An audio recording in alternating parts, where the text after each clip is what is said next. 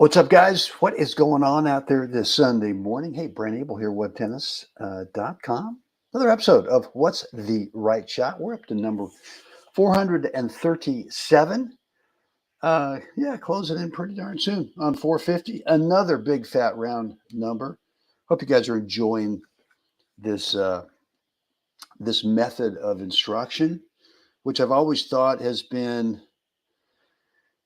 it's a great way to learn how to play the game. Simple as that, right? I mean, we focus so much on stroke technique, on swing tech, and I think one of the mistakes I used to make as a teaching pro back in the day at a couple of different clubs I worked at, Moraga Country Club in Northern California. That was really kind of my first kind of major club job back in the late 70s, early 80s. And then, of course, the Tiburon Peninsula Club up in Marin County, north of San Francisco. And then my last teaching job in San Francisco at the California Tennis Club. And I just think I just focused way too much on thinking that stroke technique was the thing that I had to get right for my students, because until they got it right, it seemed like any kind of strategy or tactics just wasn't going to do enough. So that was a lesson that I learned. I don't know, when I started playing a lot of senior events, and I really, I won my first national title in the 35s back in the day, 1984. But I got to admit, didn't really know. I mean, I knew how to play a little bit then, but didn't know much about. Hey, Rich, good morning. But didn't know much about how to teach what I was learning from the great Tom Stowe. And so eventually, over time, and I would say later in my senior career, which has been maybe the last 25 years, I've realized that what we do here at What's the Right Shot, which is based on, hey, Mark, good morning, based on two premises, right? Number one, where do you want the ball to land over there? And then where do you want to move to next on the court? And I just think that when I get a new student that comes to me and says, hey, I really want you to help me with my forehand or whatever it is. And I always go, okay, well, let's get KJ Tennis. Good morning to you as well. Let's bring out someone that you don't know, someone who's right at your right at your skill level. And let me watch you guys play for 30 minutes. Let me see what your natural shot instincts are in terms of where do you play that shot based on where you are in the court, based on where your opponent is on the court over there. What are your natural instincts if they've come to me with a forehand? And I'm going to take a look at what they do. And most of the time, 9 out of 10 new students, I go, it's not the technique on your forehand. Your forehand's actually darn good. It's just your shot choice and where you move to next on the court. And if we get that squared away first, then you know what? Yeah, you might want to tinker a little bit on the tech, but if anything, it would be eliminating unneeded, unnecessary swing tech on that forehand. Again, just using that as an example. And so anyway, that's getting quickly off topic here.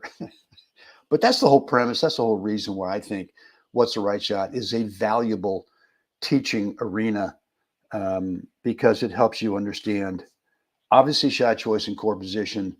And to me, man, once you understand those two things, then it's kind of like, well, gosh, I mean, I don't have to bring huge, heavy topper, all that stuff. You just don't need it. So anyway, whether it's singles or doubles.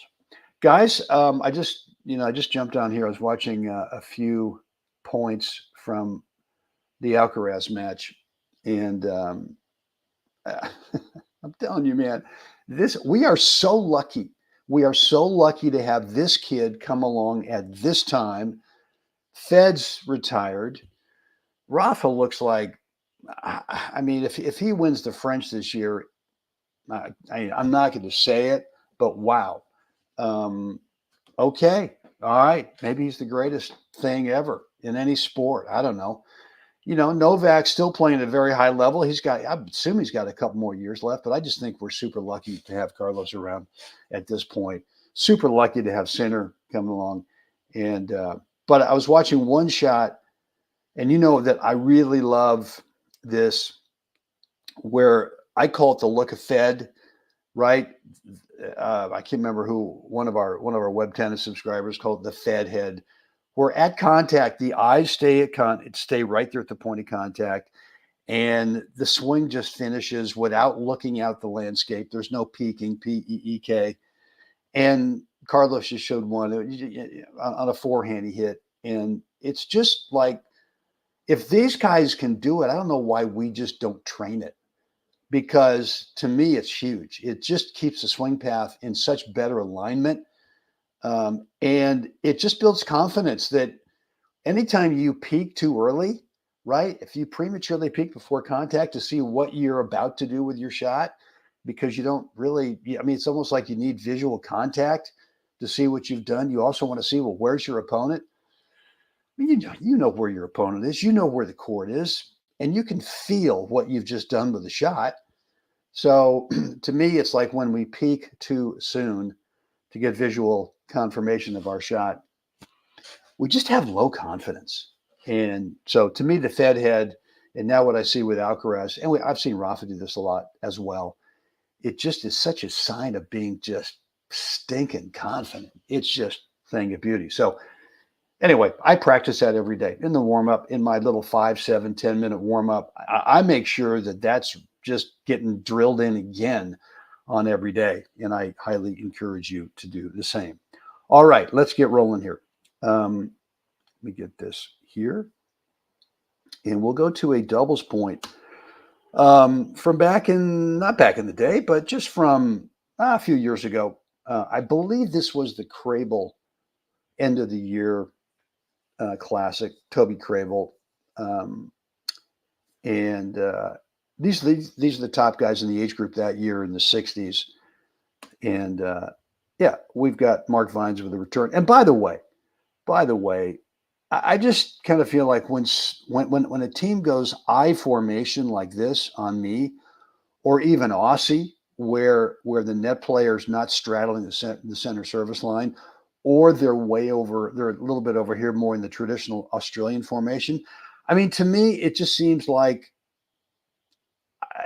in senior tennis, and this is 60s, if you go up the line every time, I don't think you can get hurt, right? Unless you stay way back, right? Unless you're returning. I mean, Mark's on top of the baseline here. And I just think if you decide, you know what, even if the guy moves to his right, net player, you're going to stretch him out. And so I just go up the line every time. And by the way, talk about Fed head here with Mark Vines. Here's contact. Is the head moving? No. Is the head moving now to peek, get visual confirmation of the shot? No. Now it is. And the ball's already now crossing the net. So something we can do, something that we can train, something that we can drill into our noggin every single day. Okay, so we're going to watch a little tricky half volley here by Mark's partner, Wesley Cash, on this shot. Let's see, right here. So what's the right shot, right? What's the right shot? Again, based on those two things, on the two premises of what's the right shot series. Number one, where do you want the ball to land over there? And where do you want to move to next on the court? And so to me, there's a couple of obvious shot choices. The problem is the geometry. You know, if you're Wesley, I mean, you're well inside your service line. You're on a grass court, meaning the ball's not going to bounce very high, right? So you can't really kind of back up a step like you might on a hard court or a clay court and let the ball get up on you. I mean, to get up so that you've got better geometry to hit this ball over the top of the net. This is a tricky half volley. So with that in mind, is the middle really wide open? The middle meaning right between the two players. Could be. Could you take this thing and come around the right corner of the ball, the outside corner of the ball, And could you kind of hook it and go over to that opposite alley? You could, but again, it's going to be tricky. So I kind of like what Wesley does here, and that is to simply pick it up and this is not a tough shot. I know. Everyone says, "Oh, you got to have great feel." Well, okay, only because he's hit this shot 28,000 times, right? And and so at some point it just feels comfortable and there's it's not a flick, right? He's not snapping his wrist up over the ball. He's actually carrying the ball over, carrying it with a very flat racket face. He's not thinking about a highlight reel topspin lob. He's just shoving it and holding on to it, and there you have it. Okay, and now, and here we go. Whose ball is this? Is this Mark's? Is this Wesley's?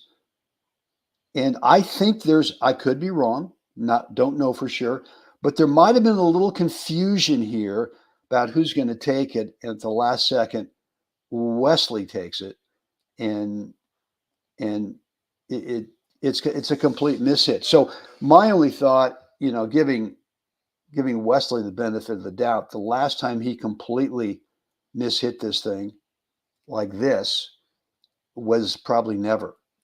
So the only rational thing I can come up with is both these guys were unsure, and Mark might have even said something. I don't know. We don't know, but there you have it. So so let's look at this thing in real time. And Katie Van Horn, sister. Oh my word. Okay, well now we have royalty. Now we have royalty in the house. My sister. What's up, Kate's? Mark, if he doesn't lob, should he play cross court to the feet of the opponent? He could. I just think that this is an easier shot with the lob than to try to make sure that it gets down to that player's feet over there, because it's pretty. I mean, there's not a lot of room to do that in. So I would say that the lob was the smart shot.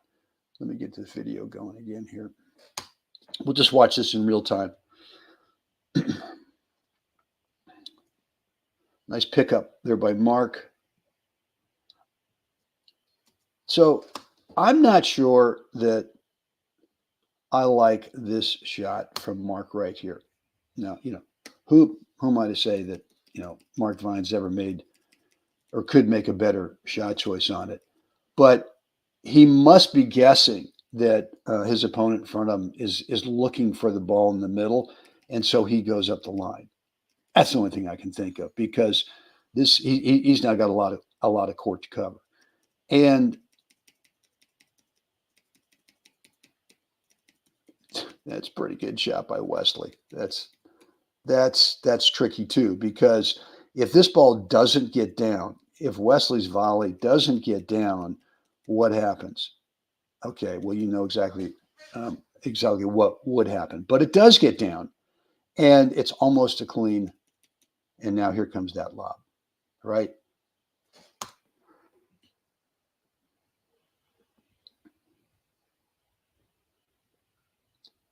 There we have it, guys. Look, if you're looking for a great senior tennis camp, few days in Naples, Florida, Mark Vines. It's his camp, and I highly recommend you get in touch with Mark. You can do that over at Facebook, Senior Excellence Tennis, and it's a great camp. And all I've heard are just great things about it.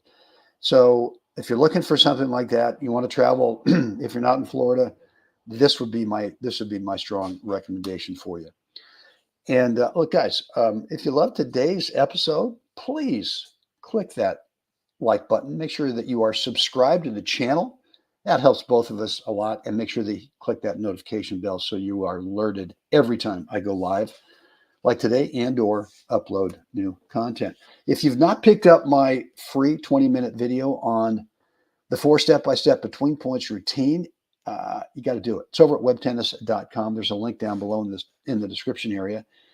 But it's really the start of how we begin to manage the 80% of the time we're on the court in a match, which is spent between points and or on side changes. So if you manage that 80% of the match when we're not playing points, if you manage that time super well, you tend to play consistently at the top of your skill level with clarity. And if you can do that, then gosh darn it, you're going to win a lot more matches, especially your close matches. Go on down below to the description area when we're done and get signed up. All you got to do is drop in the first name and email address over there, and you'll get access to that course. Guys, hope today has been helpful for you. Thanks for hanging out. I got a practice session actually outside of Mission Hills today. I got to get scooting to. But let me know down below. Any comments, any more comments, any questions, any remarks, feedback. Love to read that and always respond to it. And if you want to keep the conversation private, please do so. You can just shoot me an email, brent@webtennis.com. As always, it's time right now. We must get out there. We've got to help someone else have a great day. Guys, see you again next time.